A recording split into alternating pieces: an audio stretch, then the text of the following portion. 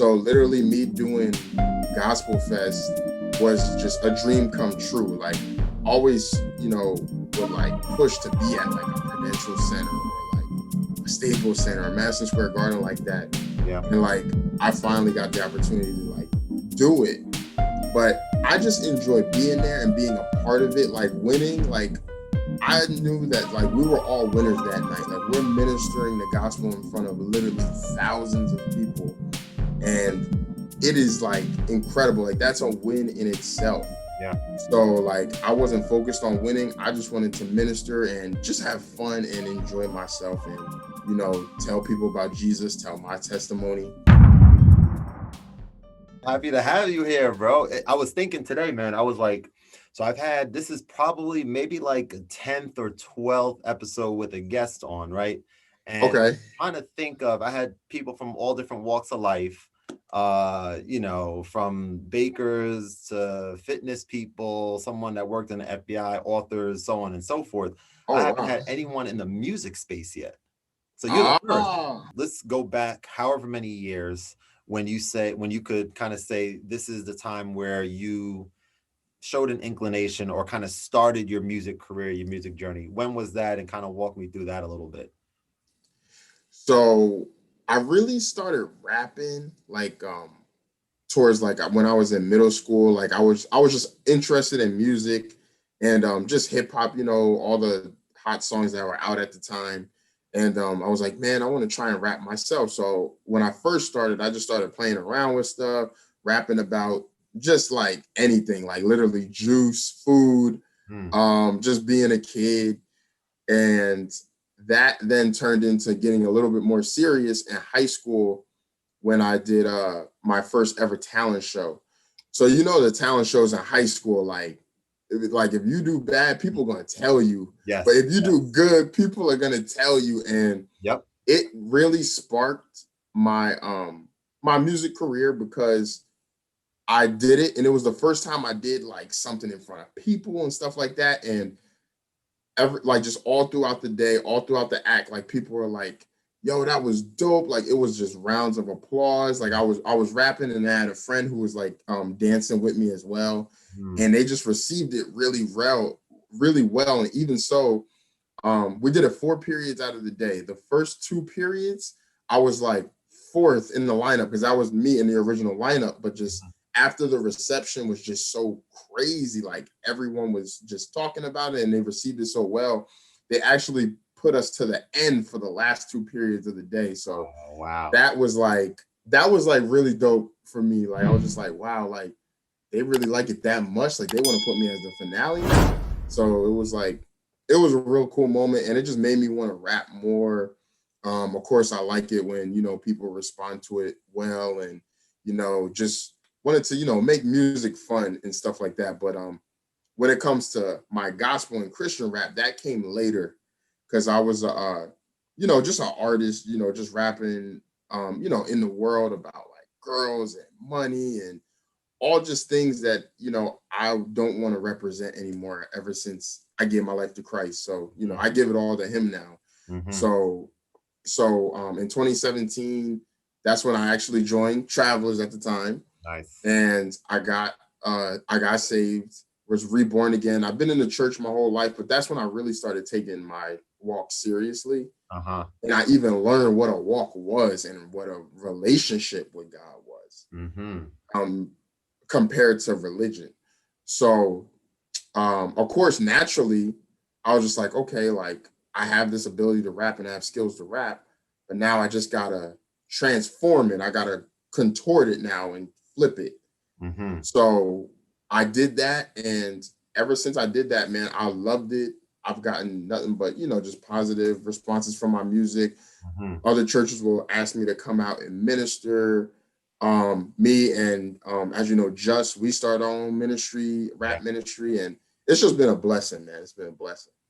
Man, I love to hear that. That's an incredible testimony. It's like you said, like having a passion and a skill set at something, but then at a certain point realizing that the stuff that you're rapping about, you're you don't want, like you said, you don't want to represent it anymore. And then to be able to pivot the way that you did, where you're kind of melding these two things together, the most important thing, being Christ and the Lord, and having that kind of brought together with your passion and kind of forming what you're doing now, I think is really incredible. Yeah, thank you, man. Hey, all praises be to God, because I can tell you, like, about 4 or 5 years ago, I never would have thought about doing this. Like, just never. So it's just amazing how God works, honestly. Yeah, that's dope. I love to hear that, man. And you said Travelers. So 2017. So in 2017, when you joined Travelers, is that around the time that you started Christian gospel rap, or were you kind of doing that a little bit before then as well? That's when I started it, because before I was just doing just rapping about like other things, but not about God. Yeah. Wow. Okay, so it's about 3 years now. And then so Christ Like Walk Right. I want to know, like, oh yeah, when that song came out, and tell me a little bit just about sort of that process. Like that's your first single, your first official song that came out. You came out swinging with, like, yo, this is a huge song. And I know that there's probably a lot that went into, creating it. So it's kind of walk me through that process a little bit too. Okay, so I started, transforming my music, totally just changed it over and just wanted to, do gospel rap from now on. So I wrote like there were like 2 songs before that, but I didn't put them out, but I did minister them, perform them. But Christ Like Walk Right. So basically how that came about, believe it or not, I was talking with what's it called? My ex at the time. And so we were just communicating back and forth, because she had reached out to me a little bit even before the moment that I'm about to describe to you. And we were just catching up with each other and stuff like that. And she actually used like a curse word in like the text that she sent me. And at the time, like, I was just transitioning over. I was trying to like get away from like that and just anything negative or what I knew, wasn't, honoring God. Yeah. So literally, I saw it and I just said in my head, I was like, I'm trying to get my walk with Christ right. Literally, that just kept going in my head. Like, I just said it. And then I was like, walk with Christ right. Walk with Christ right. And then the next thing I knew, I was in the car, and then I started recording a voice memo, and then I started writing lyrics. And then literally, that's how Christ Like Walk Right came about. I know it's like one of the most unusual stories, but that's the honest truth. And I was just like, this is a dope concept, because I was gonna call it Walk with Christ Right, but I wanted to put like wordplay on it, something different. I was like, Christ Like Walk Right. That's perfect. And so I did that, started recording it. Now, the reason why it took so long, because remember, this is all 2017. Yeah. I, just in my walk, and as I was just, being a writer more and, growing in Christ, I just wanted my lyrics to honor God as much as possible. So I had written, the song out already, but I just found myself after listening to it over and over after recording, just like, I can use this line to honor God more. Like, let me switch this. Let me change this up and let me switch this. Now, it was a 3-year process, and I know it's super long, but other things come up. Studio time costs money, this, that, and the third. I had to, get my money up to record and mix, and I had to learn how to distribute my music. Like, all of that was a factor. Yeah. And so I finally figured everything out. I got the song how I liked it. And this year, that's when I came out and promoted it. And what I love about the song, and that is my first song, is that it's not just a song, it's literally a lifestyle, because I can sum up everything in Christ Like Walk Right. Like, if I were to describe who I am and what I represent literally in a short way, I would just describe it to someone as, I'm trying to be just like Jesus. So Christ Like Walk Right is literally just a reputation of me. That Shaq, that's who he is. He's trying to walk like Christ and be like what I believe to be our creator. Mm-hmm. So that's what, you know, Christ-like walk right is and what it represents, and that's how it came about. That's a powerful story. Yeah. And that Yeah. time period that you just mentioned too, the 3 years, there's like what I think about, you know, being into music and stuff, and more on the producing side, right? And how what I struggle with definitely is coming up with an idea, a melody, a sound, something that sounds really good. Everything like from having nothing to having a 4-bar loop that something can absolutely be turned into this. All that stuff, I'm great, solid with. I feel very confident and comfortable with that. Everything after that, the stuff that you just mentioned, the mixing, the mastering, the making it sound correct, and all that stuff, that is something that I haven't delved into really, virtually really at all. At this point, it's kind of just like I need to spend more time with that and like learn that a little bit better, or a lot better, I should say. But it's interesting though. It's like when you have like that long period of time that you just mentioned, I would imagine, and I'd love to hear from you, like there might even be more of an appreciation from yourself, like once it finally is ready to be heard and be released to the masses, right?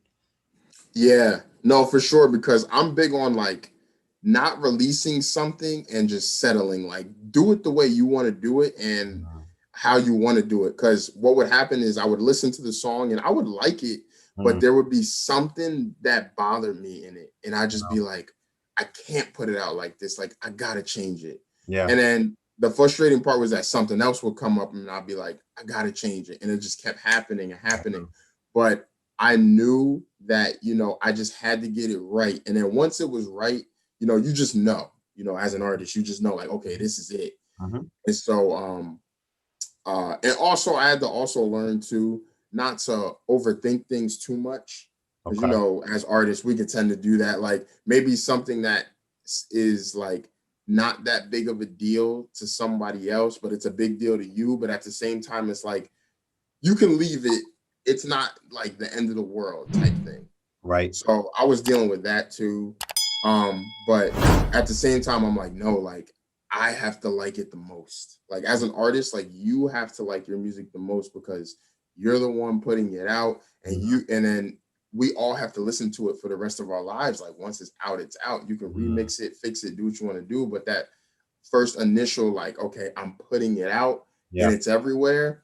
You don't want to have like a regret, like, I should have changed this or changed that. Yeah. But even in that, I'm also learning like, okay, you can use that to improve it for the next thing as well. Because like, you know, nothing's perfect. Like even when you try to perfect your song, like it might not come out the way you fully want it to, but of course you're going to try your best. You know what I mean? I wanted to talk about McDonald's Gospelfest, your experience there, and you know, I want to know about just what that experience was like, bro. That, man, praises be to God, because that was a big moment for me. I just like, even before I turned over to gospel rap, like I just always had dreams of performing in stadiums and doing concerts and, you know, doing tours and stuff like that. Yeah. So literally me doing Gospelfest was just a dream come true. Like always, you know, would like push to be at like a Prudential Center or like a Staples Center or Madison Square Garden like that. Yeah. And like I finally got the opportunity to like do it. But more, and then I just enjoy being there and being a part of it, like winning. Like I knew that like we were all winners that night. Like we're ministering the gospel in front of literally thousands of people, and it is like incredible. Like that's a win in itself. Yeah. So like I wasn't focused on winning. I just wanted to minister and just have fun and enjoy myself, and, you know, tell people about Jesus, tell my testimony. Yeah. But that was an incredible moment because you're literally just looking out, and like even as we walked out on the stage and like the other contestants are rapping, because I was I'm trying to think, what was I think I was last. Was I last? I think, yeah, I was last to go. Wow. And so I'm just looking like literally like behind me. Yeah. And I can just see like the big monitor and the screen. Like I'm taking in the moment. Like you can like like the contestants are rapping and you can literally see me just like yeah, looking around like, oh, like, yeah, because it was so cool. And then just to have the support of my church, like pastor, first lady was there, my family was there. Wow. And just everyone was just, you know, so supportive, and you know, it was just awesome. And then to win was just a blessing on top of it. Like I said, like we were all winners that night, but for them to call me the winner, it was just overwhelming. They put your name on the projector in the middle. Yeah. And like you only see like stuff like that on TV, like on a basketball game with the big square, and you see the people on there. Yeah. And like for my name to be there, it was just like, yo, this is a crazy moment. Like, wow. But yeah, Gospelfest was awesome. And just a shout out to McDonald's for letting us be able to promote, you know, a religious event, because I know that's big. Like, not big major corporations always do that, but yeah, shout out to them for having something like that. Being invited to perform there is such a huge thing in itself. Winning there as an artist, I kind of feel like as an artist, you do what you're doing because you're passionate about it. And you know, hopefully all artists out there, you know, have sort of confidence, right, in themselves, and knowing that what they're doing is good quality. They're putting the effort in, they're talented, all that kind of stuff. But man, oh man, to have your name called at an event like this, I could only imagine. I'm putting myself in you know, a scenario of some type of producer thing, right? Getting a song selected or something. That's like like you said, unbelievable. Like, and to have your support system there. Yes, You'll probably never forget that moment. You know, that's what it is. Yeah, and it was just one of the venues that I always wanted to hit. Like, I always had dreams of doing Prudential Center, which was the Gospelfest was at. Yeah. Madison Square Garden is like my biggest one. Ooh. And like MetLife, because it's just those home like stadiums you grow up, you see concerts or sporting events at. Sure. And it's like, yo, to do a show here one day would be amazing. And then so to be at Prudential, which was one of them, was just like, it was just unreal. Mm-hmm. And the year before that, it was actually at Newark Symphony Hall, which is still a decent sized venue. Yeah. But it's not like a stadium. You know what I mean? Like, this was a stadium, and they took it away for that year, and then for them to bring it back, it was just like a blessing on top of that, because I would have been happy doing either one. Yeah. But of course, like, I really wanted to do Prudential, you know. So I was just happy how everything came out. No, that's super dope, man. That's really cool. After that song came out, you have another song now. I want to talk a little bit about that. Believer. I had a chance to just listen to that as well earlier today. Super dope song. You got two members of our church that are on there, which I was like, that's great stuff. Tell me a little bit about, you know, the process of kind of going through ideation of that song and kind of how it got put together. Okay, so Brother Matt, as you know, is what's it called? He also he plays a lot of different instruments, but he also produces, and he produces like a lot of my music, like just creates beats and sends them to me, or you know, we'll be just in the studio vibing out, and then he'll create a beat like just right then and there. And so he showed me the Believer beat one day, and we were just playing around with it, and then he sent it to me. And then like it took me a while to start working on it, but I just got in a mode where I was like, I want to work on something today. And it was that beat, and I never, forgot about like that beat, because it was just really really attractive. So I was just like, all right, I'm gonna finally touch base on this one. And I started right into it, and I came up with the lyrics that I wanted, and I was like, okay, now we got to go record it. So we go and record, and at first it's just my verses on there. And of course, Matt produced it, and he's engineering and mixing everything. But then I was just like, yeah, I could put another verse on here, but you know what? I want to see how Justin feel about being on this. So, and the thing was also, just so happened to be at the same studio session after we recorded my verses, and we just played it for him. And he was like, yo, this beat is crazy. I love this song.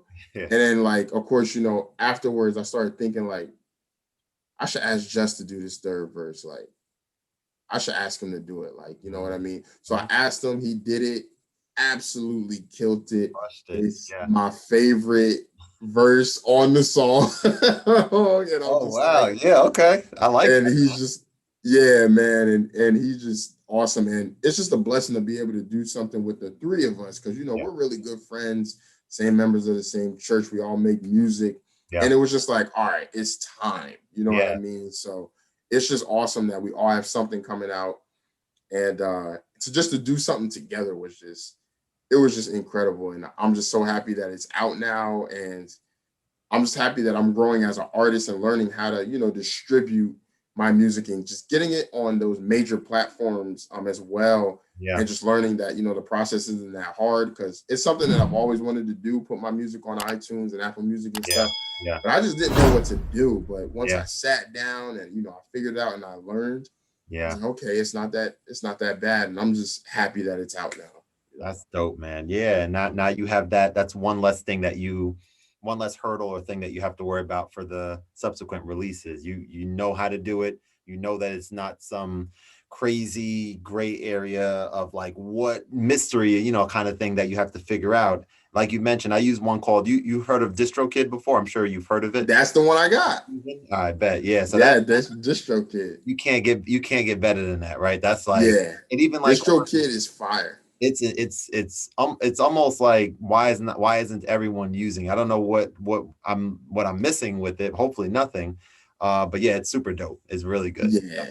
It's just early competitors before DistroKid. That's all. Like, they have like big names as well. But I feel like DistroKid is starting to be like the new modern day, like the one, like it's the main one, because they have like CD Baby and like the other ones and stuff like that. But it's just the perks that come with DistroKid, which makes it really unique. Like, and it's so, I do enjoy it. Use, right? Like, you can get everything just immediately, and then even like Instagram, TikTok, and all these places, you can get your music for free, or not free, but included with the very, I think, affordable price. You can get that stuff for your stories and everything. I'm like, exactly. I post on the story all the time. I saw your music on there. I'm like, okay, he knows about it.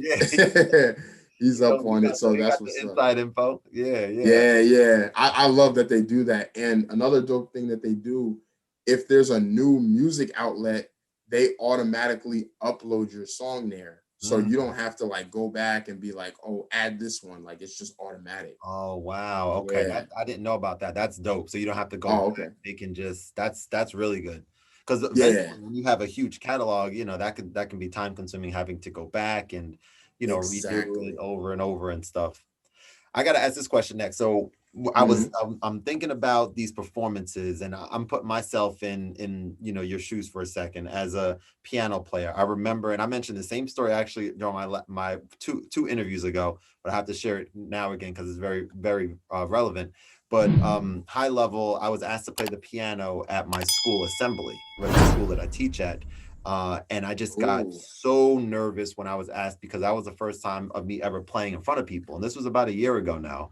And immediately what I was thinking was, Shaq, I'm like, yo, I need to like respond to this email and like come up with a reason not to do it, because I'm nervous. I'm nervous. I don't want to, you know, I don't know if I mess up, that kind of thing. But, you know, I ended up going on a Facebook group, and I ended up asking, I said, hey guys, you know, I have a Facebook piano group that I frequent. I said, hey guys, you know, I have my first, you know, performance at my school. And I said, any advice that you guys have? And the amount, I had like 100 replies of these extremely thoughtful things, a lot of which that can be applicable to anyone doing anything in front of people.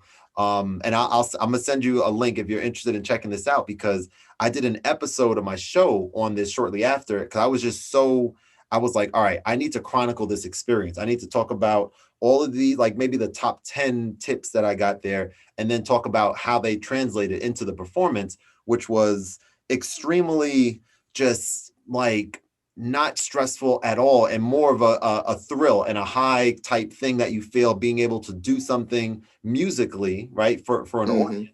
And so now, after doing that and after doing a lot of stuff through like on Reddit Live and stuff, playing for people, taking requests and doing things virtually, but still kind of, you know, performing in a way virtually, I don't feel like I have really any nervousness to play. Time will tell once I have a chance to do it in front of people again. But I don't feel like I have any nervousness to do that.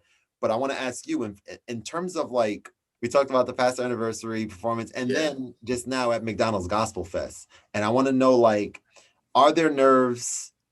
You know, if so, to what extent? And how do you get yourself in the mindset to say, yo, I'm about to perform in front of thousands of people right now? How do you kind of psych yourself up the right way to be able to kill it like you did? So I'm really more so like anxious than nervous. Okay. I'm just like, man, I just want to rap. Like I'm like excited. Yeah. And where that came from is just back, like I was telling you, my first performance at the talent show at high school. I was extremely nervous, like the first period that we went. But then, you know, once the music came on, the lights are there, everyone's watching you. Once it starts, like you just go. And then after I got, you know, a good positive, you know, reception and stuff like that, it's just all the nerves just went away from like when I was gonna, you know, perform again in the future. Yeah. And then like ever since then, maybe like 1-2 times I've been a little nervous before, but just always like once the music starts, I'm good. Like, you know what I mean? I'm good. And I'm really just more so just anxious. And of course, like a big thing on preparation is just doing it multiple times. Like I administered, you know, of course, at the church a bunch of times, other churches, and again, before I became a Christian rapper, I was doing events and stuff like that. So I was used to performing, you know, in front of people already. But Prudential is definitely different because of the amount of people.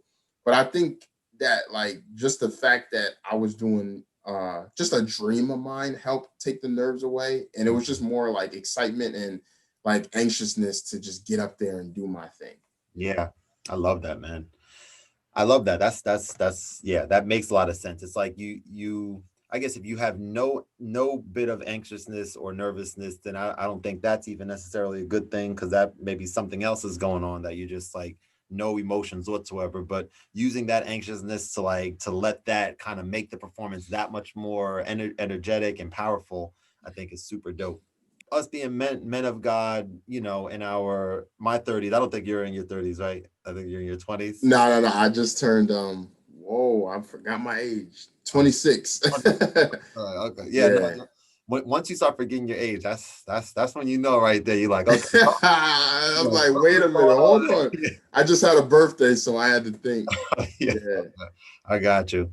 But no, man, I think I think I'd be remiss not to mention just how, you know, knowing you for a few years now, and, you know, being at some Bible studies with you and seeing how you carry yourself, I think it's extremely important to just share with you that, you know, I see in you just someone who is setting the best, like being the best type of role model. We see what we are perceived as Black men. Yes, absolutely. And when we have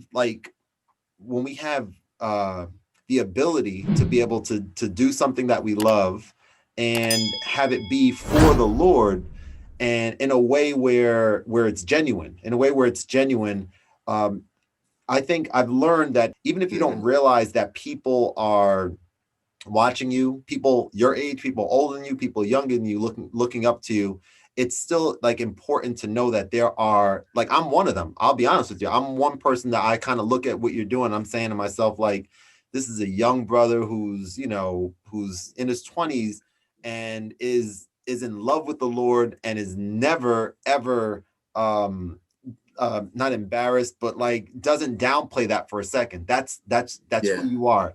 Your brother Shaq, that's a major part of your character. And I think that's important. That's super important. I just want to say I'm proud of you for sure with that.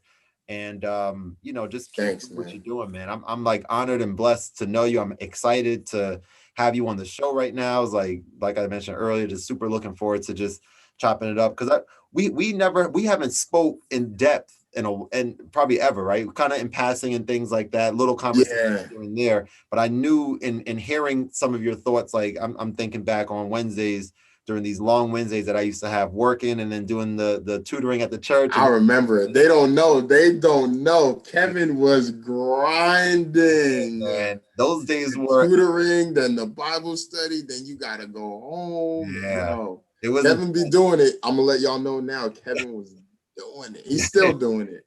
I appreciate that, my man. I appreciate that. Yeah, It was like, it was intense, but just being there amongst other believers and being able to have, like, I missed that. I'm sure this. I yeah. wasn't even going to get into that as a conversation point, but I think it's a perfect time to talk about that. Like, being not physically in the church, it our church is doing an extraordinary thing right now, mind you, like in terms of pretty much not skipping a beat. Right when everything started, I think Yeah. much that first week, if I'm not mistaken, there was still ways to get the word, which is incredible.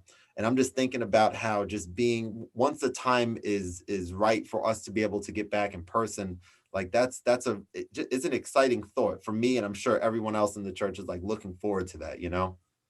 Yeah, no, absolutely. And that's, as of course, Thanksgiving's tomorrow. That's one thing I'm thankful for, is just a church, a pastor, a first lady who, like, they just do everything in their ability to make sure that we get fed the word. You know what I mean? Like, in the midst of a pandemic, he held church from his house. You know what I mean? Like, he just made sure that we were going to get fed no matter what. And that's one thing I'm thankful for, is just our church family, the leadership, and everything that they do. Like, you hit the nail right on the head. Like, we didn't miss a beat, even in the midst of everything. I'm super grateful for that. Man, I second that for sure, man. Yeah, I remember. Yeah. I think around 2017 is probably when Jess and I joined as well. Right around the time, probably that you did too. And Okay. we'll never forget going to a few churches, trying a couple different ones out, and just kind of leaving this church, and both of us saying right to each other, like, two things. One is that we were like, we can't wait until next week, until next Sunday, to go to this church again. And that was something that's a pretty powerful sentiment. It's like, we should want to go look forward to every Sunday to go to every church, but the idea of us finding one that we were like, we felt the genuine love here. We love everything that you guys are doing. And yeah, I could definitely relate to that. Just being thankful to have that. Cause I know that a lot of people don't. A lot of people, when you ask them, hey, which church you go to or something, sometimes there's like where they grew up at with their family, and then they're still there, but they're looking around and they're trying to find, where they're going to get, their needs met and everything, in terms of, having the right things there. But yeah, super grateful for that as well. Yeah, absolutely. Yeah. So I'm gonna segue conversation. I got two more questions for you, and then I'm gonna let you get back to your fiance. Okay? All right. So my first question, I want you to think about a billboard that you have a chance to put something on a billboard wherever you want. And I want to know, take a moment to think about it. What would you put on this billboard? So recently, just as of yesterday, I was looking at the verse of the day, and it was just talking about how, like, an encouraging word can take away worry and anxiety from somebody. And as I was what's it called, reading the scripture, maybe we can post it in the link below after this is over. Definitely. But the biggest thing I got from the scripture was that encouragement kills anxiety. So I would put that on a billboard, and just so people could read it, like, no real advertisement or anything, but like just those words. So as people are driving, they know, okay, I should do something encouraging today. I should do something to encourage someone, because we know that anxiety and, like, depression and worry is rampant in this world. So just for the antidote, just to be simple encouragement, like, you can do this, keep pushing. Whatever that person told you is not true. Just little stuff like that. It can go such a big way. So if I had the chance, definitely something uplifting. One. And then I guess two, as a second option, it gotta be one of my songs. Because I always had a dream of, just being on a billboard with like my artwork and the song promotion. So those are the two things I can think about. Yeah. I love that. Or maybe there's like one billboard. So you're going northbound, you see this, and then when you come in southbound, you see the other stuff on the back. Right. I mean, it still kind of qualifies, I think. That's absolutely. I really do like that. Encouragement. Say that again for me. Encouragement. Yeah. Encouragement kills anxiety. And I'm thinking about expanding on that more with something, maybe even like writing it down or like preaching it in a video, because I also try to do that too, like just get a word out and do it through my Instagram, or I have like sermons written down in notes on my phone. And I'm just really thinking about that. So that's EKA, like EKA. Like I'm thinking about doing something with that. So it's copywritten on here. Don't steal. Yeah, I was gonna say. I'm playing. I gotta figure something out. I'm about to like maybe poor man's copyright. It's in my email. There you go. I like that though. That is powerful, man. Anxiety. That's a big deal. It's a big deal. Having something that's selfless like that, where you're saying, hey, look, this is going to reach some people. We don't know how many, but some people driving this will read these three words, and that could affect what it is, how they're moving that day or that week or that month. And they're like, oh yeah, this has helped the person that I've encouraged. I see a difference in them and things like that. I'm even thinking about it now. So I'm like, that's why I love asking questions like that, because now it allows for it's a monumental question. I think. What's the best thing that you can think of right now that you want to share with the world? And usually, for all intents and purposes, I mean, I've gotten some really powerful things that I want to eventually, maybe on the 100th episode or something, maybe do like each of them or somehow highlight them all. You know what I'm saying? Yeah, like a nice collage of everything together. Yeah. Good idea. Montage. There you go. Right. Yeah. Make it like a quick thing where it's like, boom, everyone's thing. Yeah, that's good. I'm gonna definitely do that. I didn't even think about that until this moment, but it's gonna happen. Definitely. Yeah, no, for sure. I say do it. Yeah, for sure. I was gonna say, you mind if I get it? Actually, it's in my phone. Oh yeah, go for it. Yeah. I could read the scripture off. Yeah, of course, man. I just remembered. Take a quick break. Get the kinks out the shoulders real quick. Yeah, right. Stretch it out. Yeah, but yeah, no. So I have it right here, and it says, "Anxiety weighs down the heart, but a kind word cheers it up," and that's Proverbs 12:25. Wow. So it's just really powerful, man. That's just really powerful, because I'm just thinking about it, and I'm just like, it does really weigh down your heart and makes you sad. When you worry about stuff, like it really starts to eat away at like your mental. Yeah. But when you're getting like life spoken into you, and just giving you an encouraging word, like, no, you can do it. That's not true. Keep on trying. Like, you are awesome. Like, when people really like speak those words into you, it kills everything that was just told to you.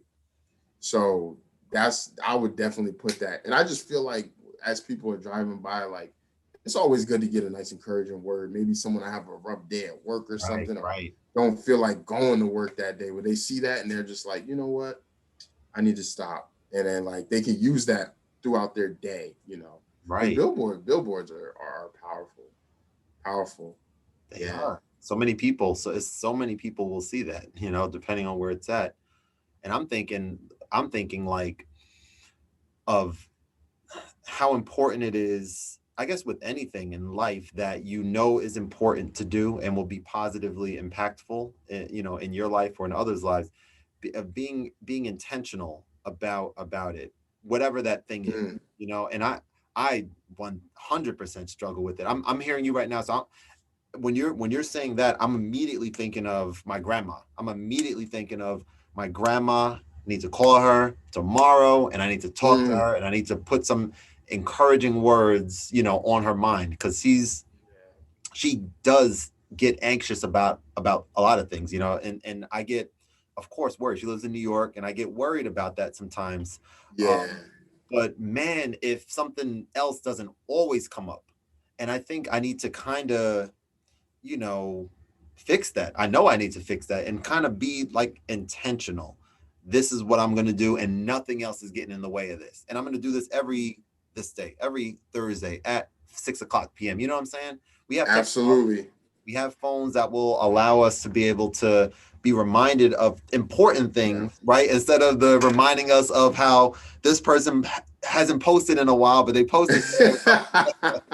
You know? Yeah, exactly. No, those reminders are I use them every day. I have to, because I will forget, like, especially like when it comes to like notes, like a word, like I just said, like writing it down, like I'm like, I gotta put this in the reminder because things happen. I'm gonna forget, because I get a decent amount while I'm driving at work, and you know, so I'm using, like, you know, my headset, like, hey Siri, remind me, blah blah blah. You know, because like if I don't do that, like I will forget in the midst of working and driving. Yo, reminders are everything. Yeah. I need to get on that. But that word intentional is powerful, like you said. Like, just be intentional about it. Like, set a reminder, put notes up on your mirror, like all types of stuff. Or get an accountability partner. Like, your wife is the #1 accountability partner. Be like, hey, I was supposed to call my mom today. Don't forget to call your mom. Like, she'll be there, like anybody. You know? So yeah, man. Man, super dope. Appreciate that work. Yeah, for sure. All right, so I got one more question for you, a music related question. Okay. Imagine you have an opportunity to go to a dream concert of yours with 5 favorite artists performing one after another. And I'll be there too, because I'm sure it's gonna be 5 dope artists. I'm there too. What are me and you and our wives? Well, at that time it'll be wives. So me and you and our wives, what artists are we going to see at this concert? This was a good one. I was thinking about this. So, all right, there's definitely, like, off the top, there's my favorite gospel artist period is William McDowell. So I would definitely want him to be there. And then my favorite gospel rapper is Bizzle. Okay. I don't know if you ever heard of him, but okay. But yeah, Bizzle would be big for me. I'm trying to think. Another one, possibly just because of like stage presence and like the impact he had. Yeah. Michael Jackson comes to mind. Oh yeah. He definitely comes to mind, just his impact. I like Lecrae, of course. Lecrae is incredible. Just the impact he's had on Christian hip hop is phenomenal. You said 5, right? I can't forget myself. I gotta be there. I want to rip the stage myself. Absolutely, yeah. If as an artist, if you're not one of your favorite artists, it's kind of like, there's nothing wrong with that, but I'm definitely one of my favorite artists. Like, I'm not ashamed to say that. I love that, bro. That was a curveball. I didn't for whatever reason didn't think about it. I didn't think about me when I'm asked that question, even though I don't, you know, rap, me like playing some of my beats and like vibing to them, which I'm cool with. But I like that, man. Yeah, that's dope. So you'll be able to listen to your influences and enjoy the concert, and then you're like, all right, for the 5th one, you just like come from the audience and you're on doing your thing. I love that, bro. Super dope. Super dope. Absolutely.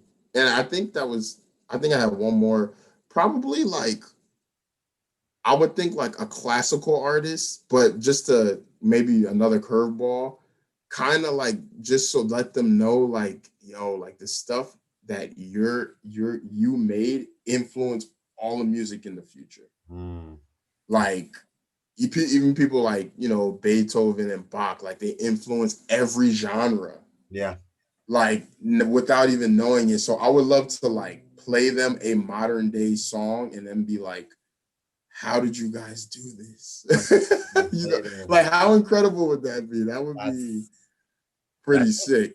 Absolutely. Like, yeah, I think that would be pretty dope. I love especially you playing piano, like just like one of your favorite pianists from like back in the day. Imagine them playing something now, like a hip hop song, and seeing the influence of the piano on like an R&B or hip hop song. Right. Their mind would be like, I had no idea that this is gonna happen. Right. So part of it is being able to see this legend play, and then another part of it is seeing their reaction of like they're plucked from like the 17th century, and then they're just like on stage playing a piano. They're like, what is this? Like, what is going on? Like what? Why are there so many sounds? Like, what is going on here? I love it though. Yes. That's really dope, man. That's really dope. Absolutely. Bro, this was dope.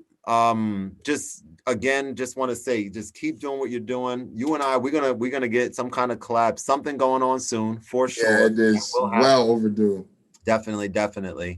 We'll definitely get something going with that. And yeah, just really proud of you, what you're doing, and praise God. Really encouraged by it. And there are people that are watching you move. I think there's so much, social media and stuff. There's like a lot of people doing different things. There's the people that are doing things related to their passion, that are music wise or cooking or whatever you're doing, they're moving that. Then there's other people that you follow, that you're close with, that are posting stories, things about their life and stuff. And then there's celebrities. There's like so much content, so much stuff. But when you have things that are, especially men of God like us, when you have things that are related to that, that's the most important thing, right? Everything else is kind of secondary. It needs to be looked at as secondary, and and it stands out and it's powerful. And I'll even mention too, with regards to my YouTube channel, when I first started, I didn't really have any mention actually of anything Christian related in the concepts. It was conversations about personal development, things like that. I may have mentioned here and there, I prayed on this, or that kind of thing, but I didn't really talk about it like openly. I just kind of I guess put it to the side and had a different focal point, I guess, on the show. And now, upon praying on that and reading about it, and reading about it, meaning reading about how important it is, especially for YouTube people that are building their brand. It's critical that people know who you are. Yes. And so what happens is, I'm a man of God. I love Christ. I love the Lord. This is not being edited. This is going to be on, what I'm saying? It's going to be on this episode. And what happens is, you're going to have some people, probably, that are like, man, I came to this guy's channel for the music stuff, for tutorials on iPad stuff. Now this guy's talking about the Lord. I'm not a Christian. I'm this. I might not be with it. And that's fine. Because the flip side is, now you're also going to have some people who didn't know this about me and are also believers, and are like, whoa, that's going to build that bond even closer.